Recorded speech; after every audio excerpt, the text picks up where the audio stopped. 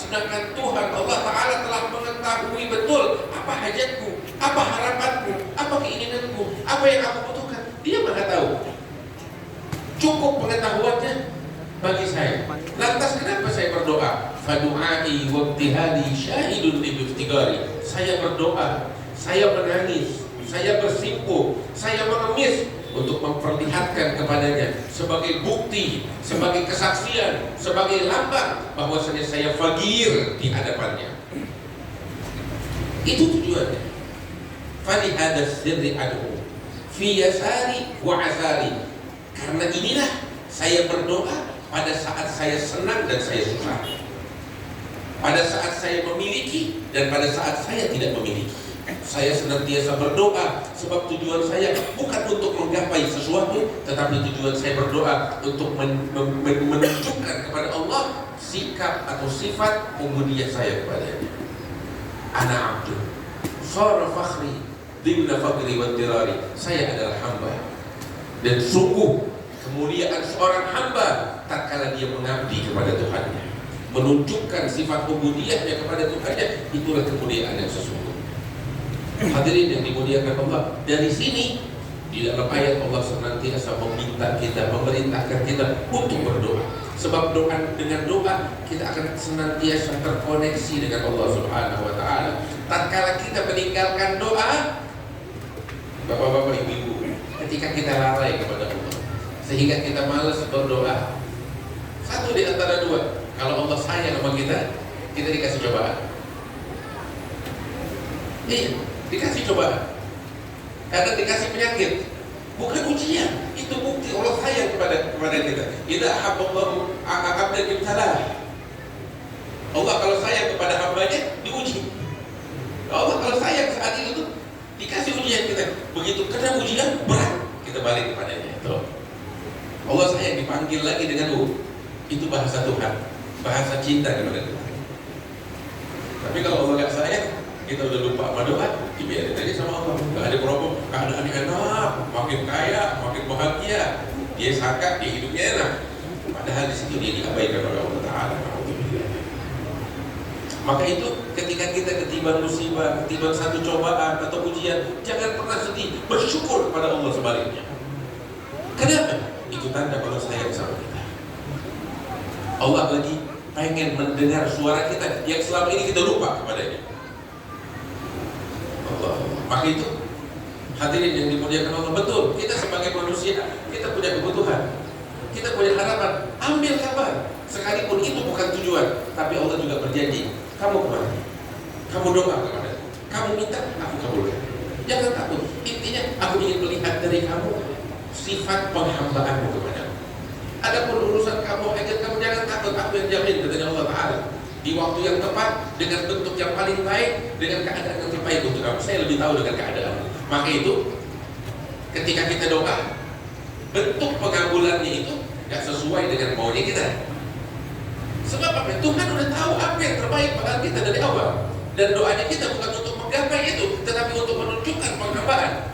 Maka itu ketika dikabulkan oleh Allah Ta'ala, bentuk pengabulannya ya gak seperti yang spesifik kita mau, tetapi yang terbaik untuk kita di waktu yang tepat dan yang terbaik dengan bentuk yang tepat dan terbaik untuk kita sekalian. Tuhan Maha tahu itu.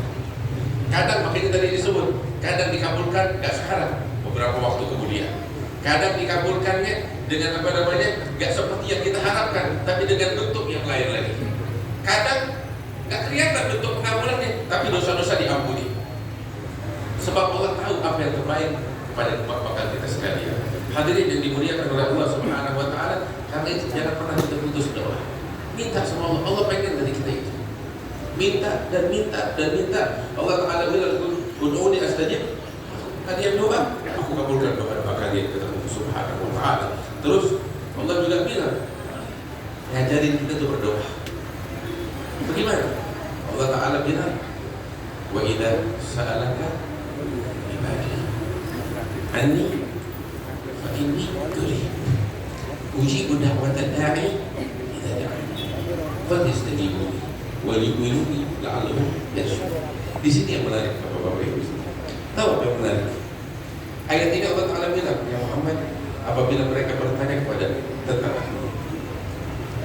Katakan, aku dekat. Aku menjawab doa hamba. Fa inni qaribun ujibu da'watad da'i idza da'ani, ketika mereka berdoa kepada. Itu ayatnya macam begitu. Cuma dia terjemahannya kayak begini dan sering kita dengar. Dari terjemahan itu, dari ayat itu ada satu yang kita luput. Tahu?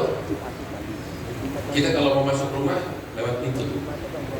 Apa pintunya dalam ayat itu? Allah Ta'ala bilang, Allah kan janji, ya, ketika hamba bertanya kepadamu tentang aku, apa jawabannya ya Muhammad? Kasih jawaban kepada mereka. Kalau hambaku bertanya kepadamu tentang aku, berikan jawaban. Apa jawabannya? Allah suruh Nabi Muhammad mengatakan, kasih jawaban, aku dekat. Dan aku menjawab doa hambaku ketika mereka berdoa kepadaku.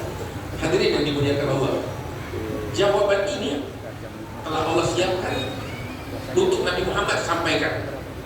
Ini jawaban, aku dekat dan aku menjawab panggilan hambaku ketika dia berdoa kepada.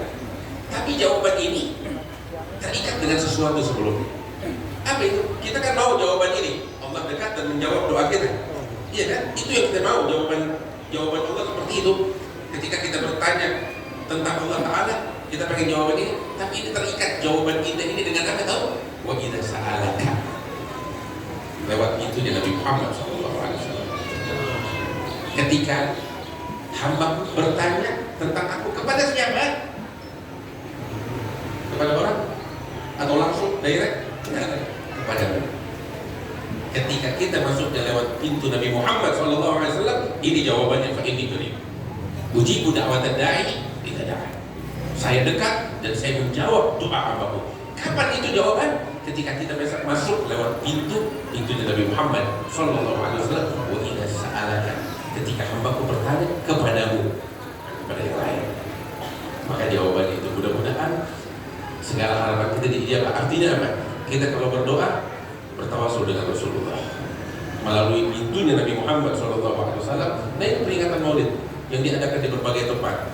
Itu adalah saat momen doa-doa diijabah oleh Allah Ta'ala. Kenapa? Karena kita berharap kepada Allah melalui siapa? Melalui Nabi Muhammad SAW. Kita akan dapati Allah di dalam peringatan Maulid tersebut, insya Allah, dengan berkat Nabi Muhammad SAW. Mungkin ini saya sampaikan, mudah-mudahan membawa manfaat untuk kita sekalian. Alhamdulillah. Assalamualaikum warahmatullahi wabarakatuh.